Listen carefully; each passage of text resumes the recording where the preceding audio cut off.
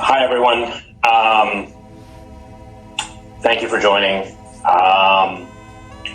I come to you with not great news. The market has changed, as you know, and we have to move with it in order to survive, so that hopefully we can continue to thrive and deliver on a mission. This isn't news that you're going to want to hear, but ultimately it was my decision, and I wanted you to hear from me.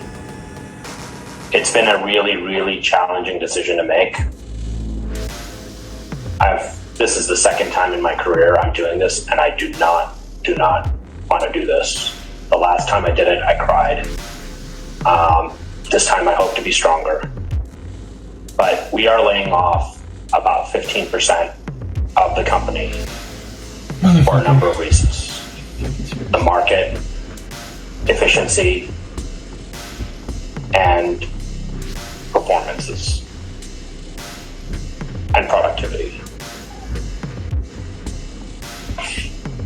If you're on this call, you are part of the unlucky group. Fuck you, dude. That is being laid off. Your employment here is terminated, effective immediately. Are you fucking kidding me? आजकल IT industry में lay off की news सुनकर हर professional काफी tension में। Market slow है, GDP घटी जा रही है और नए जॉब्स की कमी हो गई है। ऐसे इन्वायरमेंट में अगर आप एक आईटी प्रोफेशनल हो तो क्या आपके लिए स्टार्टअप सही ऑप्शन है या एमएनसी? क्या एक्सपीरियंस रिसोर्स को स्टार्टअप ज्वाइन करना चाहिए या नहीं? और फ्रेशर के लिए स्टार्टअप, मिड साइज कंपनी और एमएनसी कैसे ऑप्शन है? आज मैं अपने एक्सपीरियंस के बेसिस पर आपके साथ रियल इनसाइट शेयर करूंगा। वीडियो को एंड तक जरूर देखिएगा क्योंकि ये आपके करियर के लिए एक गेम चेंजर हो सकती है। और हाँ, मन करे तो सब्सक्राइब कर लीजिएगा, बाकी आपकी मर्जी। तो चलिए शुरू करते हैं। स्टार्टअप का नाम सुनते ही एक एक्साइटमेंट होती है, जैसे कहते हैं वाह, डायनामिक एनवायरनमेंट, फास्ट ग्रोथ और एक ऑलराउंडर बनने का चांस। स्टार्टअप में काम करने का एक रोलर कोस्टर राइड की तरह लगता है, जिसमें थ्रिल और अनप्रेडिक्टेबिलिटी दोनों होते हैं। ज्यादातर लोग स्टार्टअप को इसलिए पसंद करते हैं क्योंकि उनका एक्सपोजर काफी वास्ट होता है। इधर की फ्लैट होती है जहां आप सीनियर मैनेजमेंट तक डायरेक्टली रीच कर सकते हो। लेकिन सच ये है कि स्टार्टअप जितने प्रॉमिसिंग लगते हैं उतने ही रिस्की भी होते हैं। स्टार्टअप हैवली डिपेंडेंट करते हैं फंडिंग और क्लाइंट सक्सेस पर। अगर फंडिंग नहीं मिली या क्लाइंट प्रोजेक्ट डिले हुआ तो कंपनी के ऑपरेशन डायरेक्टली इम्पैक्ट होता है। काफी स्टार्टअप नए होती है, उनका फाउंडेशन और प्रोसेस प्रॉपर नहीं होते, जो इंस्टेबिलिटी क्रिएट करता है। इसका मतलब ये नहीं कि स्टार्टअप में काम करना गलत है, लेकिन जो रिस्क इन्वॉल्व है उसे समझना जरूरी है। स्पेशली अगर आप एक फ्रेशर हो तो ये थ्रिल एक अच्छा एक्सपीरियंस हो सकता है, लेकिन एक्सपीरियंस प्रोफेशनल के लिए ये गैम्बल बन सकता है अगर आप स्टेबिलिटी और ग्रोथ ढूंढ रहे हो तो। स्टार्टअप कंपनी के कुछ एडवांटेज और डिसएडवांटेज भी होते हैं। चलिए पहले एडवांटेज की बात करते हैं। स्टार्टअप में काम करना मतलब एक मिनी यूनिवर्सिटी ज्वाइन करना।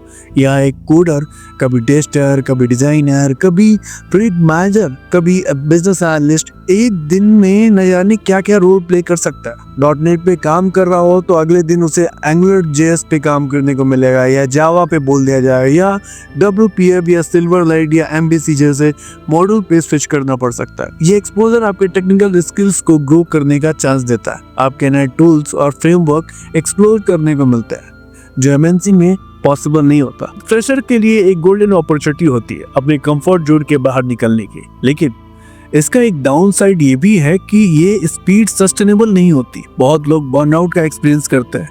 लेकिन अगर आप करियर की स्टार्टिंग में हो और नए चैलेंज लेना पसंद करते हो तो स्टार्टअप एक अच्छा ऑप्शन है।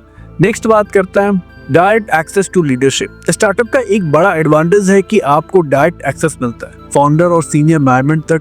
आप उनकी विजन और डिसीजन मेकिंग प्रोसेस को क्लोज रेंज से देख सकते हैं। ये एक्सपीरियंस न सिर्फ मोटिवेट करता है बल्कि आपको बिजनेस और स्ट्रेटेजी समझने का भी चांस देता है। एक फ्रेशर के लिए ये एक प्राइसलेस एक्सपीरियंस होता है। आप डायरेक्टली अपने आइडियाज फाउंडर के सामने प्रेजेंट कर सकते हो और अगर वो वैल्यूएबल लगे तो आपको उन्हें इम्प्लीमेंट करने का मौका मिलता है। ये एक्सपोजर आपको कॉन्फिडेंस और लीडरशिप स्किल्स को बूस्ट करता है, जो आगे चलकर किसी भी करियर के लिए काफी हेल्पफुल होता है। नेक्स्ट बात करते हैं फ्रीडम टू एक्सपेरिमेंट। स्टार्टअप में कोई स्ट्रिक्ट स्ट्रक्चर नहीं होता जो एक क्रिएटिव और एक्सप्लोरेटरी इन्वायरमेंट बनाता हो। आपको नए आइडिया पर काम करने का पूरा फ्रीडम मिलता है। आप एक डेवलपर हो लेकिन आपको एक बिजनेस एनालिस्ट की तरह सोचने का भी चांस मिलता है। इसी तरह का फ्रीडम सिर्फ स्टार्टअप में मिलता है। इनोवेशन को स्टार्टअप में काफी इनकरेज किया जाता है। अगर आप एक सॉल्यूशन ड्राइवन पर्सन हो और नए एक्सपेरिमेंट करना पसंद करते हो तो स्टार्टअप में आपका टाइम, प्रोडक्टिविटी और रिवॉर्डिंग बन सकता है। अब बात करते हैं disadvantage, no work life balance. Startup का सबसे बड़ा डिसएडवांटेज है कि वर्क लाइफ बैलेंस नाम की चीज नहीं होती। मंडे हो या संडे, काम हमेशा रेडी होना चाहिए। कभी कभी तो वीकेंड को भी बुलावा आ जाता है। आपको लॉन्ग आवर्स का काम करना पड़ता है और कभी कभी पर्सनल लाइफ कॉम्प्रोमाइज हो जाती है।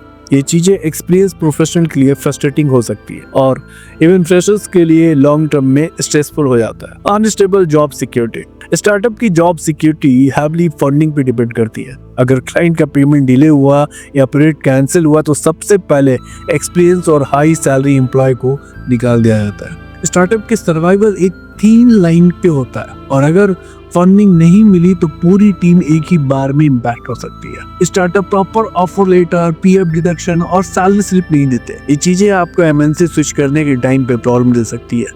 एमएनसी में डॉक्यूमेंट काफी जरूरी होते हैं और अगर वो स्टार्टअप के टाइम पे नहीं बने तो आपके करियर ग्रोथ पर रोड ब्लॉक आ सकते हैं। स्टार्टअप एक फ्रेशर के लिए एक लर्निंग हब हो सकता है लेकिन एक्सपीरियंस प्रोफेशनल के लिए ये गैम्बल है। जो रिस्क लेना पसंद करते हैं और जिनको फास्ट लर्निंग और एक्सपोजर चाहिए उनके लिए स्टार्टअप एक अच्छा ऑप्शन है। लेकिन अगर आपको स्टेबिलिटी और स्ट्रक्चर ग्रोथ चाहिए तो स्टार्टअप से बेटर ऑप्शन ढूंढना चाहिए। ऑलवेज रिमेंबर, स्टार्टअप ज्वाइन करते वक्त हमेशा अपना रिज्यूम अपडेट रखो और एक बैकअप प्लान रेडी रखो।